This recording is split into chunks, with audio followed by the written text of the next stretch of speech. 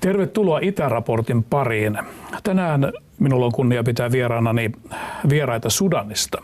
He ovat parhaillaan medialähetysjärjestö JRTV:n vieraana, sen arabiosaston vieraana tarkemmin sanottuna. He ovat täällä tänään ja kohta saamme kuulla heidän kertomuksensa Sudanin tilanteesta, sekä pohjoisen Sudanin että eteläisen. Vieraana on myöskin arabiosaston johtaja Hani Henei. Tervetuloa, Hani. Thank you. Welcome to our Itä-Report, which is in Finnish language every week for whole nation. I have a privilege to have guests from Sudan. Welcome. Yes, my name is Federico Voni, and I am previously I was from Sudan, but right now I'm from South Sudan after the separation, which has happened in 2011. 9th of July 2011, after a referendum which has, the result was about 98% who voted for separation from the north. So now South Sudan is independent country, and it's a republic, and I belong to the South Sudan. But you found your beautiful wife in North. Yes, of course. All my life has been in the North, since I've grown in the North.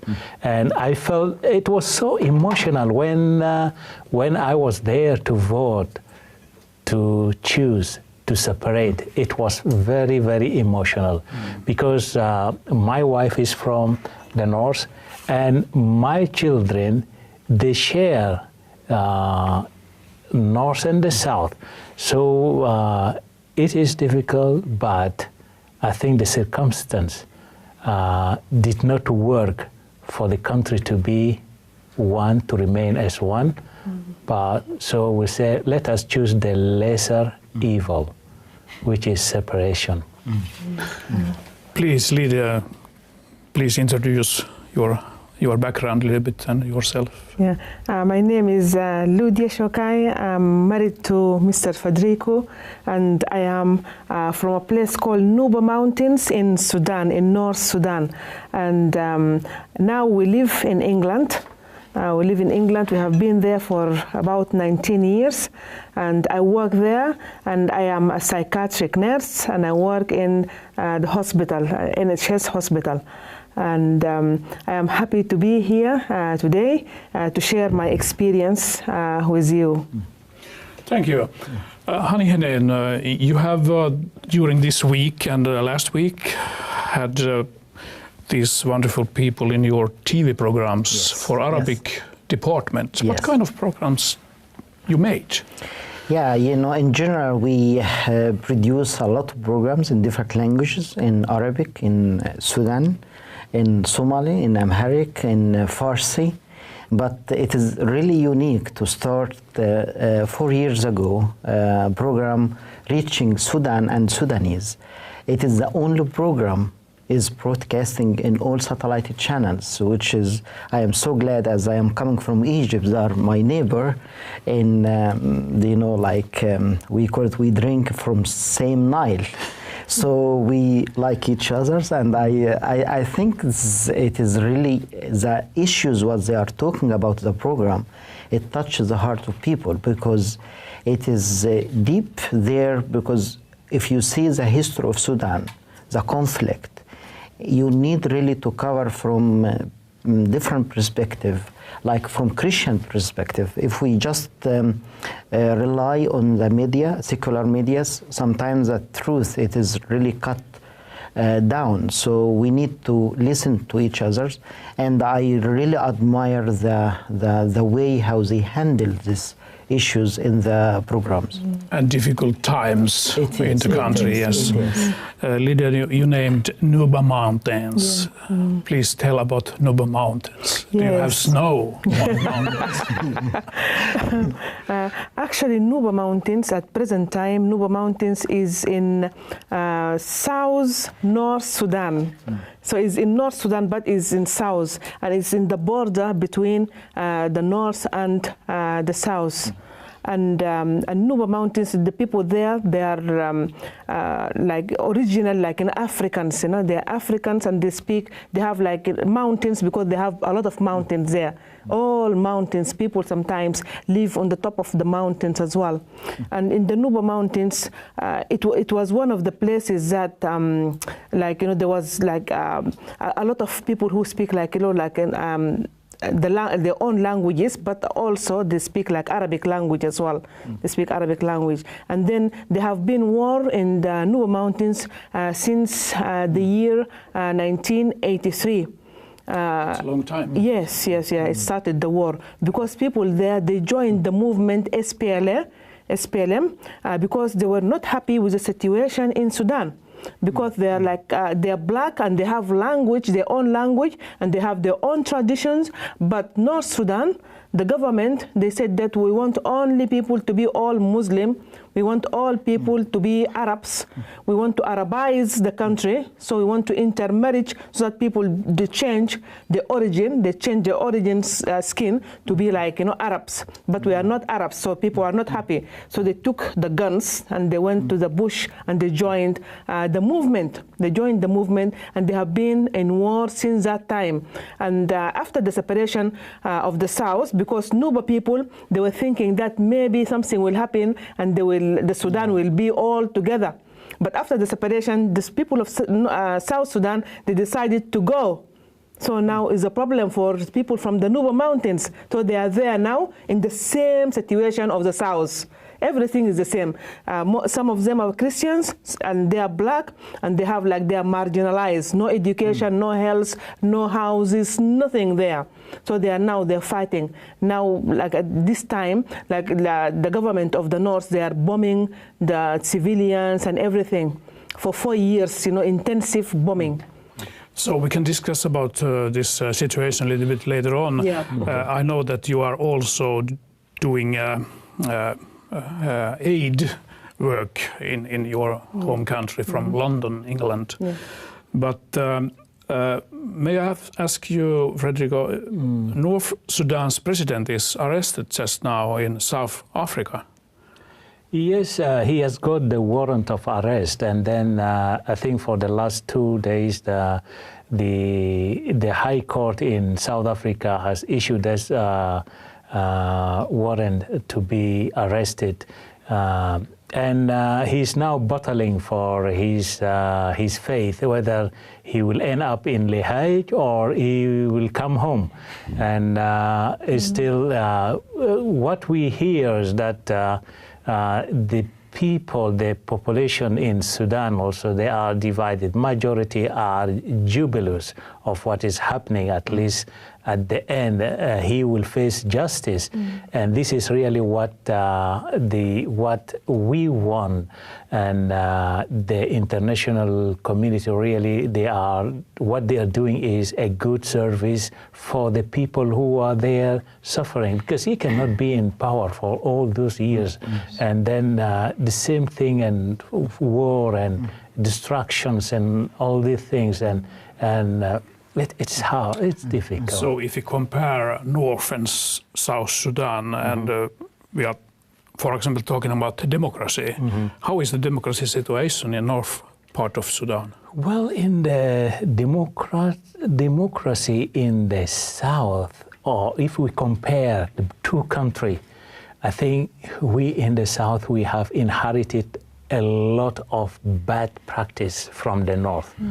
And the situation in the South is no better than what is happening in the North. It is very unfortunate because we have been fighting for almost 50 years to liberate us for the freedom, for democracy, and the same people who have been fighting for democracy and freedom, they are the ones practicing the same evils that they've been fighting against. It is really paining. It's a very terrible situation. Painful, very painful. So when you are producing programs here at IRA TV in Finland, are you doing something for the situation in your programs? We touch in the programs, we do touch some aspects, but we touch it socially and religiously. For example, like we have talked about, there was a topic about the conflicts, conflicts in the church, conflicts in the society. And it's quite similar. What are the causes of the selfishness? And someone who wants to overpower on. Oh, the truth is not there, and there's a lack of respect, love, and all the things. Those beautiful values of Christian values. It is what we need because, Mr. Hanihenen, you are leader for Arabic department here at IRI TV.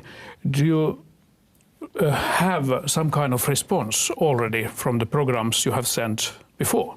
Yes, yes, absolutely. You know, because the people, they are really longing to get something new in their life. Because if you speak about politics and democracy and so on, it is not just changing somebody and replacing with somebody else. Also, society has to take part of that. And when they hear us from the Christian perspective, so it is something, you know, they open their eyes. Because sometimes we do in opposite way, shall caravan lead the horse or horse leads the caravan? As we are Christian, we are riding the horse. And all politics, social issues, economic issues is following the horse. So sometimes, you know, we lose the value of Christianity and the Christianity aspects. For sometimes we follow news, we disappointed about our situation. So our Christian program here, what we do, we would like really to let people open their eyes that there are value in your life, that Jesus can change your life for the better. Lydia, what is your role in these programs? You are host or what are you doing? You know, actually, I'm like, I just like, you know, participated for the first time, and then again they found maybe that, you know, what I have done was useful. So I came again, you know, so, and because I'm a specialist in psychology as well, you know, I'm a specialist in psychology, so I discussed some of the social issues in relation, you know, to, like, you know, to Christianity.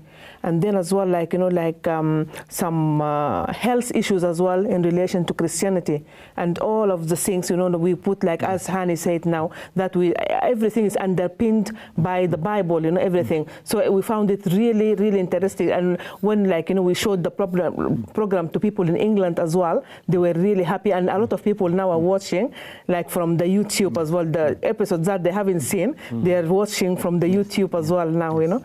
Yeah, so that I think is really good. So it's a really global village we are talking about. Everybody knows. Very good. Very good. So during this week and last week you have been here. How many programs you have made already? And last week it was 24 episodes, and this week also it will be 24. So it is like over 44 episodes. So you have a great team. How many people are involved in this project? Actually, they are different, like maybe 10, sometimes 7, but the main guests are Federico and Lydia these 2 weeks, because sometimes, you know, we need to uncover many hot issues, which is sometimes it's very shameful, you know, in our country. Some of like hot. You know, about you know, relationship between, you know, like husband and wife, and how we can raise children in the way, you know, like how Bible instructed us. Because sometimes if we follow our culture there, sometimes we say it is a man culture, that man can take every responsibility about. So many things also about you know, like. So if I understand you right, and your programs, you are even taking women to take the part of the. Absolutely, that's why Lydia, she's playing a big role there in the program. It's very interesting. When women listen to women, I think it is different. that I cannot lead, like the show, like, okay, women should do like that, because I am not a woman, So, and that's why, we need to follow Jesus in his steps, like how he left up the position of women in the Bible. Let us lift up some difficulties among women in your home country, Sudan, North Sudan, or Nuba Mountains. What kind of difficulties they meet in their lives as a woman in the family? Actually, a lot of difficulties, because we have in Sudan, the society and the culture is all Arabic and Islamic. So, like, the Christian people, they have like difficulty. They have sometimes to adapt or to adopt some of the culture of the Islamic culture. For example, for school, for their work, everywhere, So it's really difficult, for them, So they need like, maybe like someone to say, come on, like you need to go back, to your origin. You need to stick to your origin, like not to do like a lot of changes in your life. You need like you're a human being. You need like to trust in God, and you need to follow the Bible. Because a lot of things are changing now in Sudan. So we need like to encourage them. That's true. Yeah, That's very good. Yeah, Yes. That's very good. Okay, we can continue and discuss about the situation in your country. Who owns the oil today? Well, the oil is the problem. And South Sudan, after the separation, has the lion's share of the oil, which is about 75% of the oil is in the south. That's the productive oil fields. And of course, there are still other places not really tapped yet. And the north has the 25%. And even in that 25%, the oil is found in areas which belongs to South Sudan, but it is in disputed. It's been disputed right now, like the area of Abyei area, which is the people there are South Sudanese, and then it has been moved to the north in early in 1990s for administrative purpose by the colonial powers. But the people there feel they belong to the south, and they are Southerners. Even right now, all the administration are being paid for by the south. Yes. Mm-hmm. So that's the situation today, and there are, of course, because of that kind of conflict all the time. When you are looking to future, do you believe that someday whole country can be together again? Is it impossible or not? Well, I think my wife will wish that one day we come back to that. But I don't think it will be the same type of unity. It may be a different union between the north and the south, but it may remain administratively, it may remain separate. This can be a stupid question, but if you visit your home country together, south and north, is it dangerous to travel together? Well, not really. My families are still in the north. Okay. My mother and my sisters and brothers are still in the north. They are living there. They're all right. I don't think there is that kind of, unless you are involved in politics, then you risk your life. But if you are just going there, you don't see, you don't hear, you're all right, you're safe. But you are active among politics in Sudan. Started a new political party. Yes.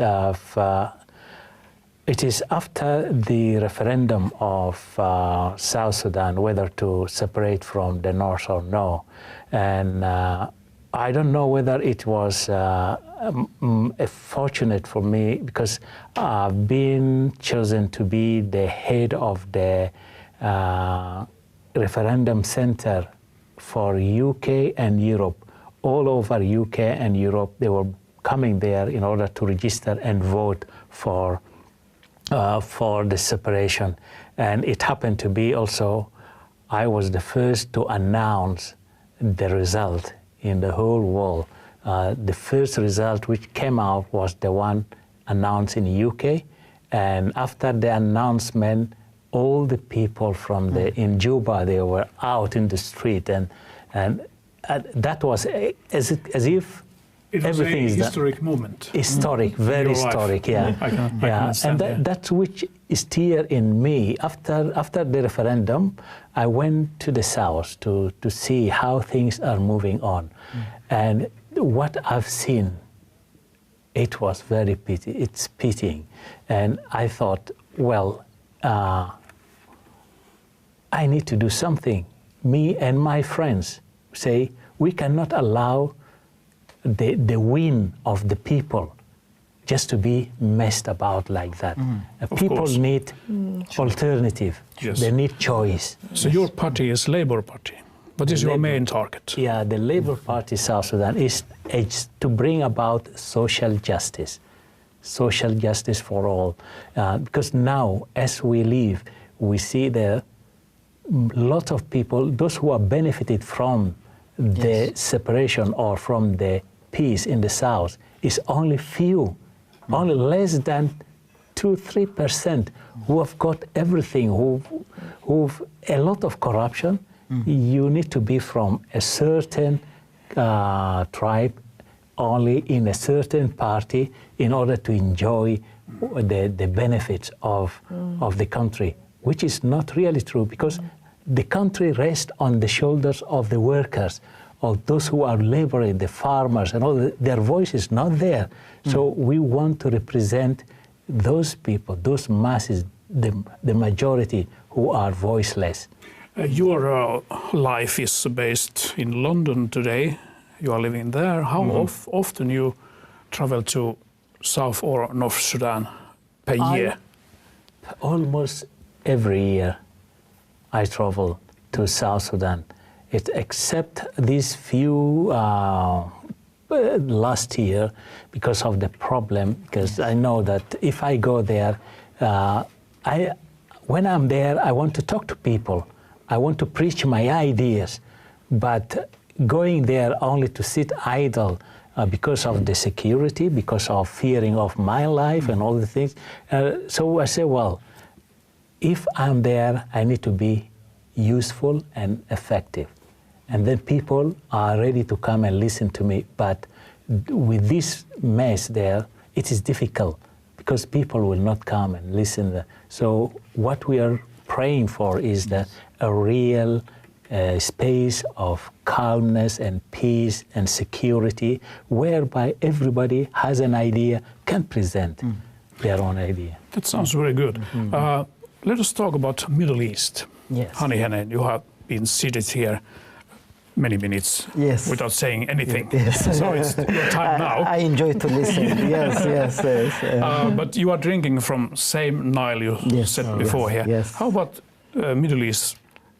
What is the situation among Arabic-speaking people and your work? Yeah, I just returned from Lebanon just a couple of days ago, and when you discuss these issues with people from Lebanon, from Egypt, from Sudan, we live in such a situation. We know nothing about the future, what can happen, because if you follow politic issues in news, you get crazy. Sometimes, you feel like really hopeless about the situation. But in midst of this all things, we see that we have hope of message, that Jesus Christ we can give to people. And really situation is, the issues changing rapidly there. And the people also, they know the value of the life is getting down. I mean, when you see people are killing like ISIS, when you see many people are nowadays watching and like they watch a movie, is nothing else. No reaction at all. No reaction. Before, if you see that sometime like people they are lying or something, wow, he's a liar.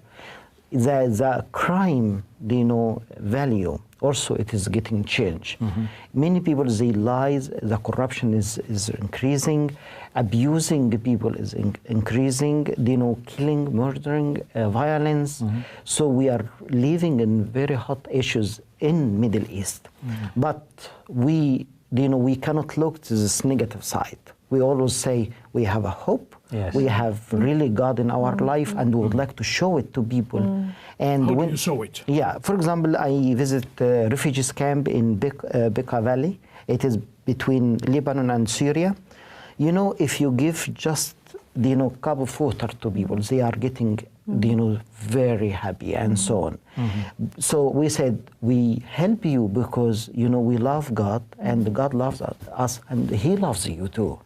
So, you know, with some simple words, you can change people's life. Exactly. You cannot do many things like great things and say, okay, it can change people. No, something like, as Bible said, if you give a cup of water to children, God will never forget this. May I ask you, my Yes. friends, you are doing great work.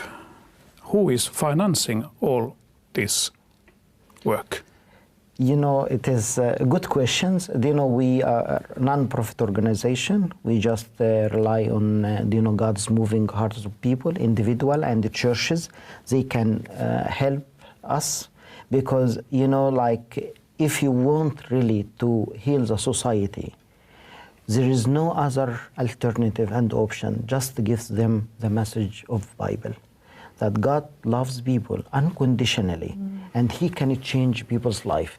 So this is a value we would like to, you know, like to bring to people as soon as we can, because the time is short. So we are just depends on people's donation and to help, you know, like all these kind of items. You have 30 seconds to say something to Finnish Christians. Okay. You know, like you can activate your spiritual life. Whatever you can do, you can support this ministry. You know, we will value every cent you can send to this ministry. There are a great opportunity in Sudan, in Middle East, and everywhere. You can help. Don't think that 1 cent cannot do anything. So it can change people's life, because when you give this kind of help and aid to us, we can bring it to people, and this is a great blessing to your life too, because when you give, you will get a double blessings. Thank you, Mr. Hani Hänen. And thank you, Frederico and Lydia, for this visit to Itäraportti. Can you say Itäraportti? Itäraportti. It was easy. Finnish is easy language. You can say some words more in Finnish, maybe. You can say only kiitos. Kiitos. I say kiitos to you also. Welcome back someday. Thank you very much. Hyvät katsojat, tässä oli Itäraportti tällä kertaa ja saimme kuulla uutisia sekä Pohjois- että Etelä-Sudanista, mutta myöskin siitä työstä, jota medialähetysjärjestö IRTV tekee arabiosaston toimesta eri puolilla maailmaa, mutta erityisesti Lähi-idässä.